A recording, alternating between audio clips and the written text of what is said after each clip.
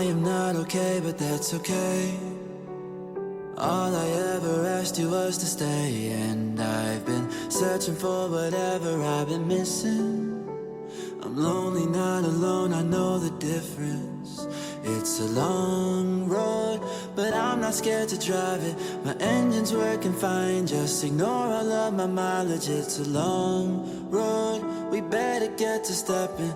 It's hard to differentiate mistakes from my blessings. Run away, leave it all behind me. I still keep the knives in my bag just to remind me. Run away, nobody can find me. Tell me, baby, I just gotta know. Is there anybody out there who can help me breathe, help me see? Is there anybody out there? Tell me, please, do you feel like me? Yeah. So far, so gone, been here all alone.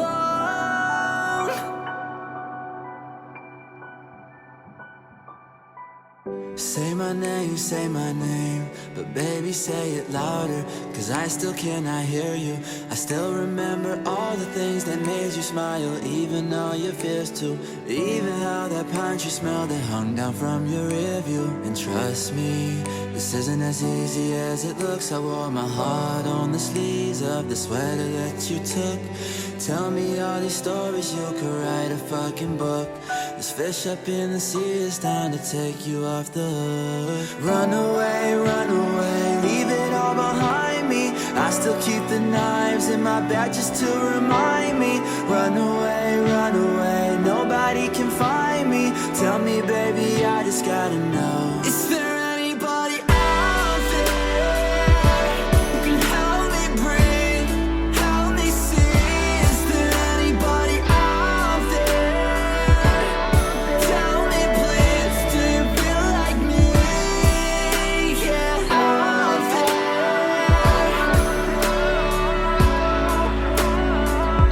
Is there anybody out there?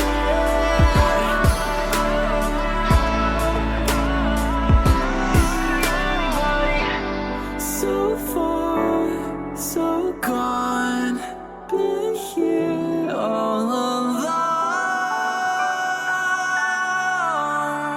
Run away, leave it all behind me. I still keep the knives in my bag just to remind me. Run away, nobody can find me. Tell me, is there anybody out there feeling like me? Run away, leave it all behind me. I still keep the knives in my bag just to remind me. Run away, nobody can find me. Tell me, baby, I just gotta know. Is there anybody out there who can help me breathe, help me see? Is there anybody out there? Tell me, please, do you feel like me? Yeah, out there.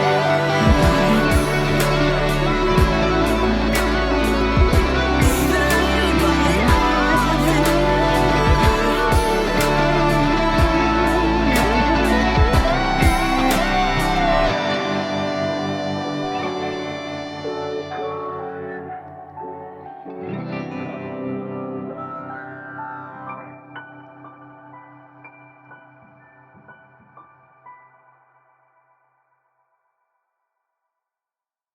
We will be your guide for the hanging coffins.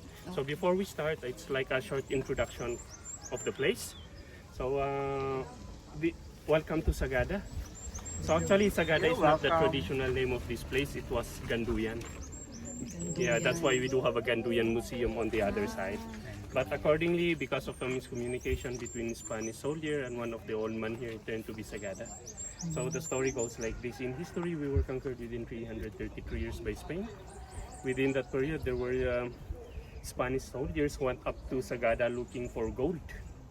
And they met an old guy. Unknowingly, they don't know the name of this place. That's why they asked it from that old guy, but there was a communication gap. So what this old guy understood is that they are asking what he's carrying. And he's carrying a fish basket. In our dialect, we call that Sagada. So he just mentioned the word Sagada, so from there on it turned to be Sagada. Sagada, So which is the fish the basket. population of Sagada as of last year is 13,006. So there was no increase of the population because of, first, because of our municipal ordinance that we don't allow outsiders to buy our land here. So this is only controlled by the local people. Secondly, we believe that one, education and going abroad is the only way to at least attain your goal in life.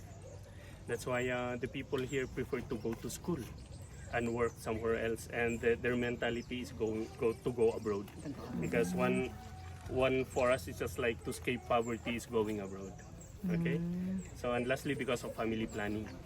So in 1890s, the American government brought missionaries to the Philippines. Their main goal is to convert these areas that were not being touched by Roman Catholic. So their first stop was being in Ilocos, but they found out that they do have their own churches there. So they went up to this mountain in 1901. They found out that we're still doing our traditional practices. We don't have any church. That's why they established the religion here. So that was established in 1901. So the religion is known to be Anglican. Are you familiar with Anglican? So the only difference from Roman Catholic is we allow our priest to get married. We allow our lady to be a priest, and we don't acknowledge the Pope. Because the highest position for Anglican is the prime bishop. So that's why our main religion or the dominant religion here is known to be Anglican. And they found out that we are not oriented about medicine. That's why they established a hospital on the other side, and we are uneducated, so they established a school on that side. So the three main contribution of American is the religion, education, and so with medicine. So from here going to the hanging coffins is most likely 25 to 30 minutes walk. Okay, so that is an exercise going inside the cave. Okay. Okay. It's We always exercise here. Yeah. So if ever you do have any questions, you are free to ask. Yeah. Okay. My foot Do is you have any aching. questions? My feet is aching. All of It's okay. all of the families practice that tradition. Pardon me? All of the families here practice.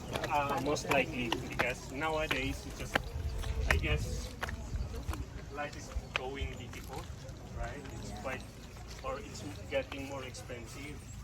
So the people now prefer to at least like 2 to 3 family plans.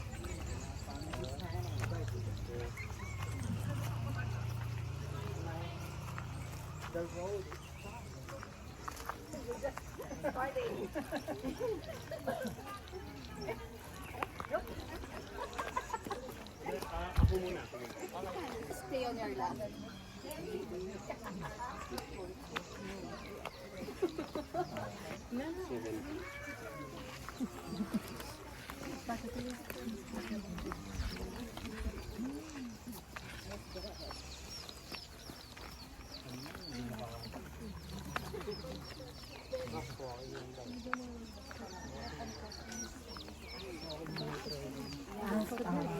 We are the best.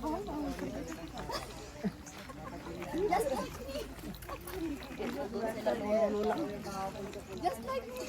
That is so cool.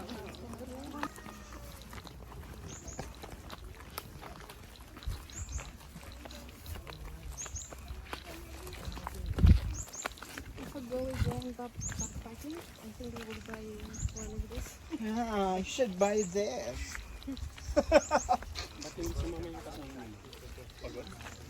Pagod na daw po sila.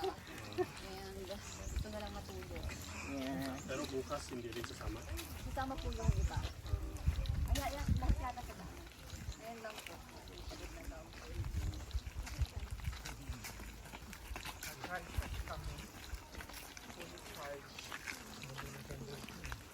Power bank. Yan yung hanging coffin.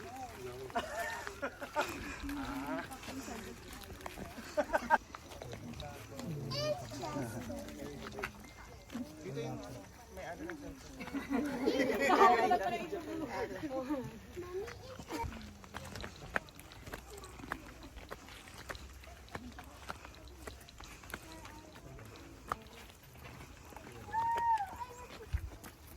coffin. So that is our traditional practice. But when American missionaries came here, they introduced the cemetery.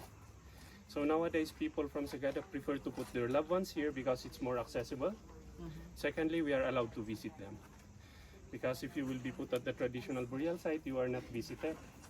Because we believe on the other way around, that the spirit are the one visiting us at home. Not us visiting them. Because actually the traditional religion is what we call ancestral animism. We believe that the spirits of our ancestors, they are our guardian angels. So if you see, there are open spaces, meaning they are waiting for their spouse. Because this land was donated by the church for public use, so we don't pay for this. So to maximize the place, if the dead person is married, then we make for both husband and wife. So the family of the dead person is the okay, and it's a Christian culture that we do visit them on November 1. I guess in your place you light candles, but in here, instead of lighting candles, there will be bonfire in every tomb. The reason why we use fire or we make bigger fires because it will last longer. Secondly, on Burr months it's very windy. So if you light a candle, it will be blown out by the wind. Secondly, for practical reason, if we deal with candle, we need to buy it. If we deal with wood, we can collect it anywhere. So sometimes it's more understood with pictures. So this is it on November 1. So if you see the upper portion is very smoky because we do it like this. So this is bonfire. So the setup will be like on November 1, there will be mass going on the church at 2 p.m. Most likely 4:30 or 5, the priest will come here, bless all the woods and the tomb. Then after all are blessed, then we lit the fire. Okay? So that's why if we go up, you observe that there are ashes in every tomb. Okay?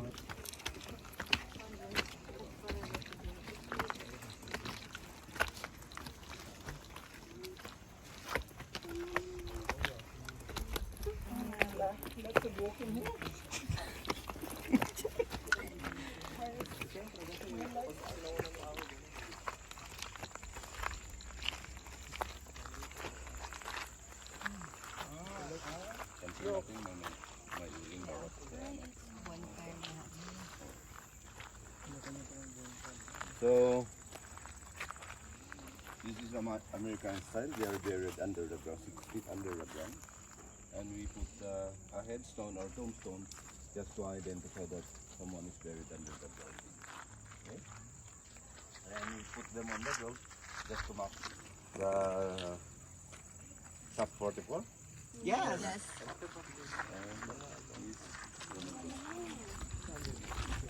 Yung may picture po. He said, are you familiar?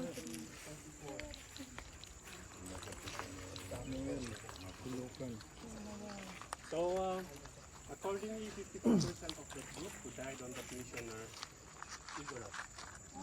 So Igorot is the people who live on the coast, means mountain dwellers. So we just add I referring to ourselves like Igorot, I am a mountain dweller. So do you know sub 44? Yeah. And then to tell you the story, last January 25, 2015, there were selected special armed forces of the Philippines. Their main goal is to shoot to kill one of the most notorious criminal or terrorist who happened to stay in the southern part of the Philippines. On that mission, they formulate a group to kill him. Actually, they succeeded because they shoot him. But the problem is that the supporter of that person is very adjacent to where he is. So after shooting him, they ambushed the group. And 44 of the special armed forces of the Philippines died on that mission. Okay, and he's one of them. Last 2020.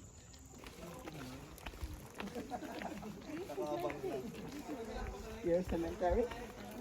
I thought your cemetery is like this. But you have cemetery. In Japan, they have cemetery, but they have QR code. They're using QR code. Mga tao nun, ano na, yung ano na ba yun, tawag doon.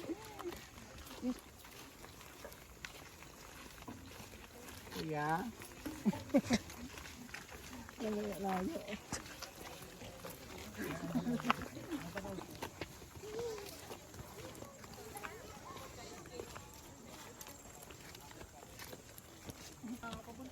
Beautiful.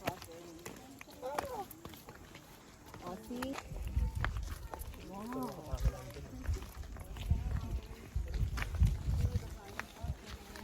Where's the hanging coffin guy?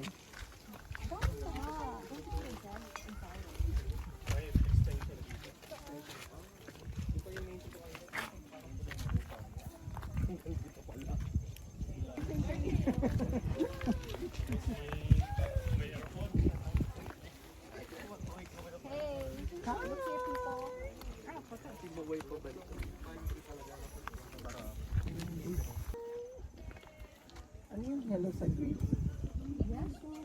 Yasu! Mas maganda pala yung malapit.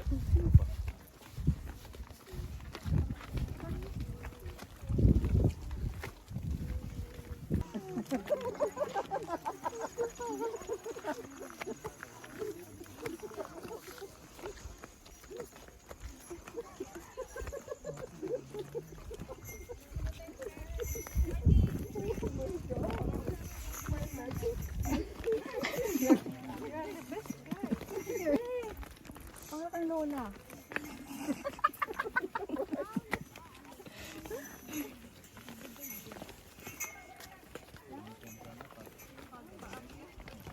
Actually, we have, if you go straight to this valley, from here going Talunyan, yun po yung mga traditional burial sites po natin.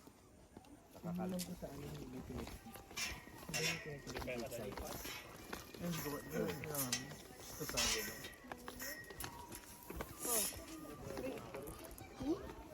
Oh, you know what the problem is? The problem is going up.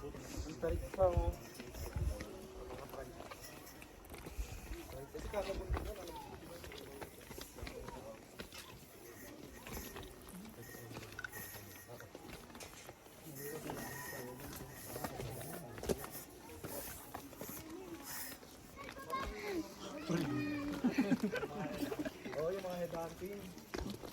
Dito ba yun?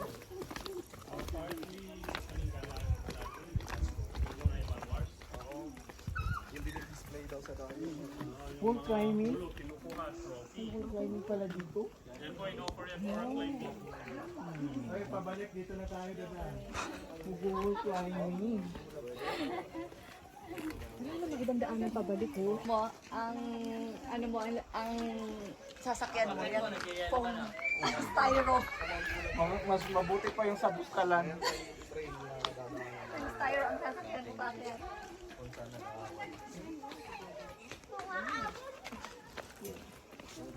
Yung pag-hike. Binibenta ba yan? Oh, meron sila. Oh. Dapat pala kumuha kayo doon. Oh, you want it? Libre naman din. Feeling ko libre.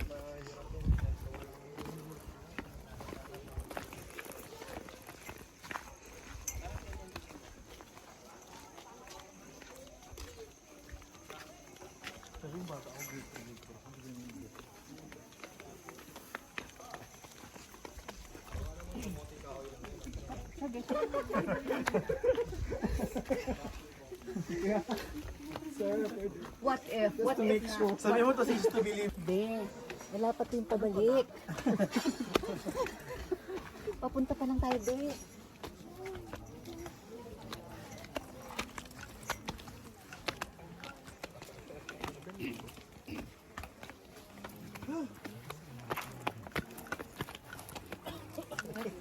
Malapit na tayo para ano, nakikita na tayo.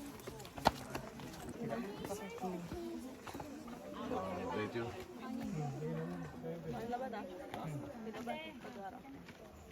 Pagkatapos nila, tapos tayo na.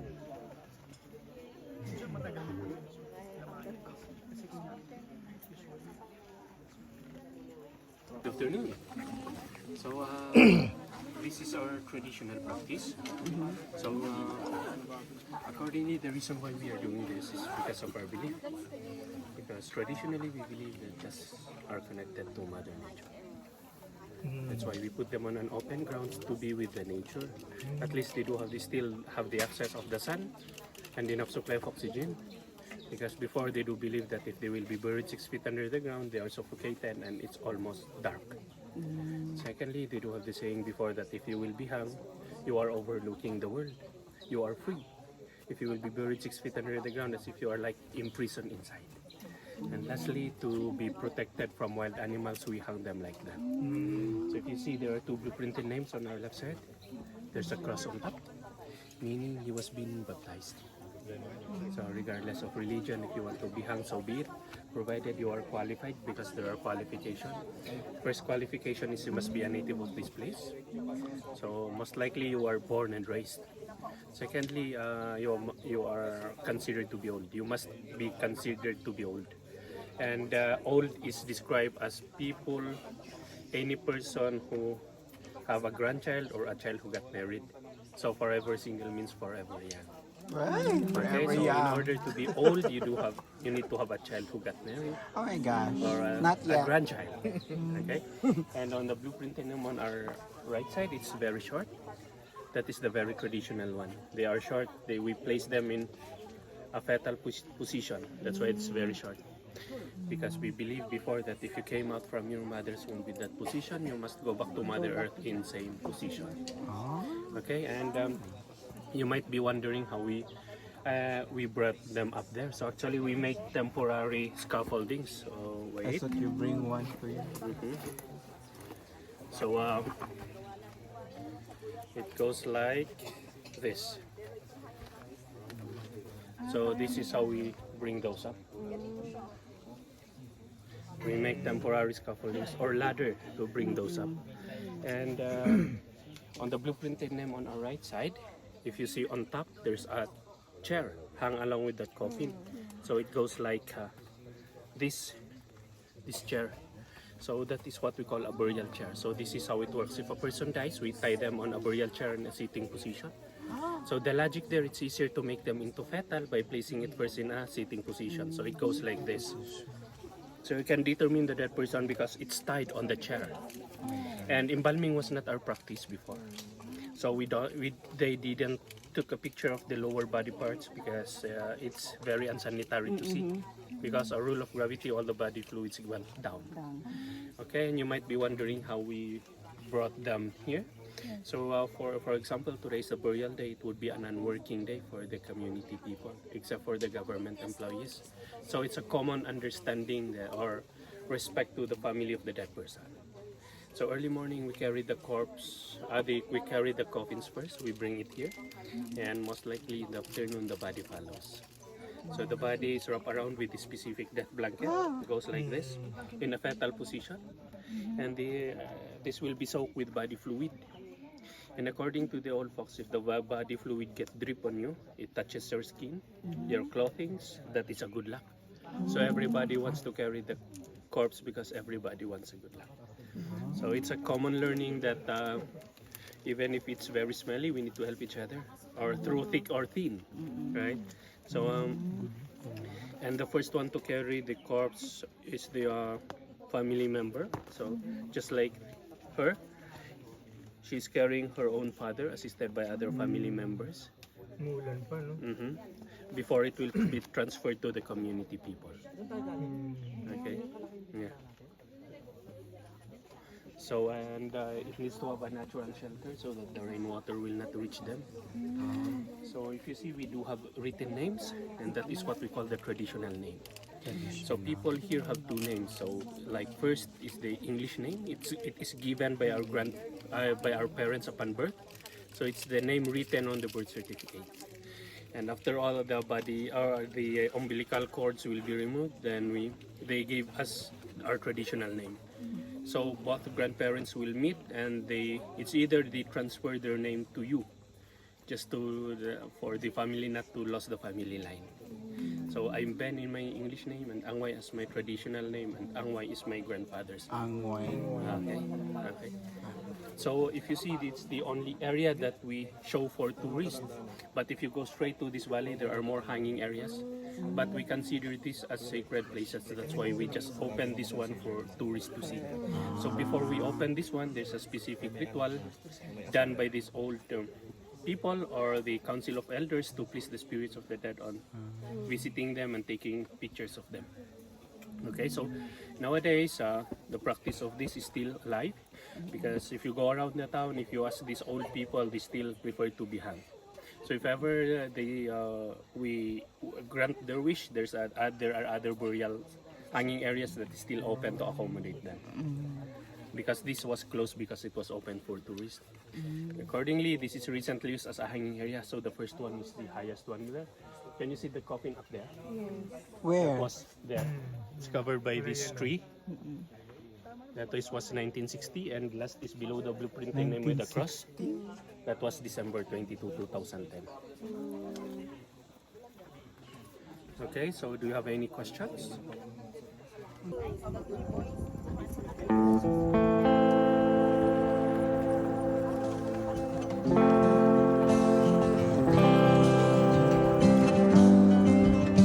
If you thought that you loved me, well, trust me, you didn't. The proof's in your lies and your toxic decisions. Temptation crept in, it didn't take much convincing. I'm not sure what love is, but I know what it isn't. Begging me to listen, say you learned your lesson. Swearing on your mother they were minor indiscretions. If you could go back, you would change it in a second. So what the you were drinking, lost in blurry vision. Cause we both know the vodka didn't put you in the linens. Strangers to lovers and under a million. If you thought that you loved me, well, trust me, you didn't. The proof's in your lies and your toxic decisions. Temptation crept in, it didn't take much convincing. I'm not sure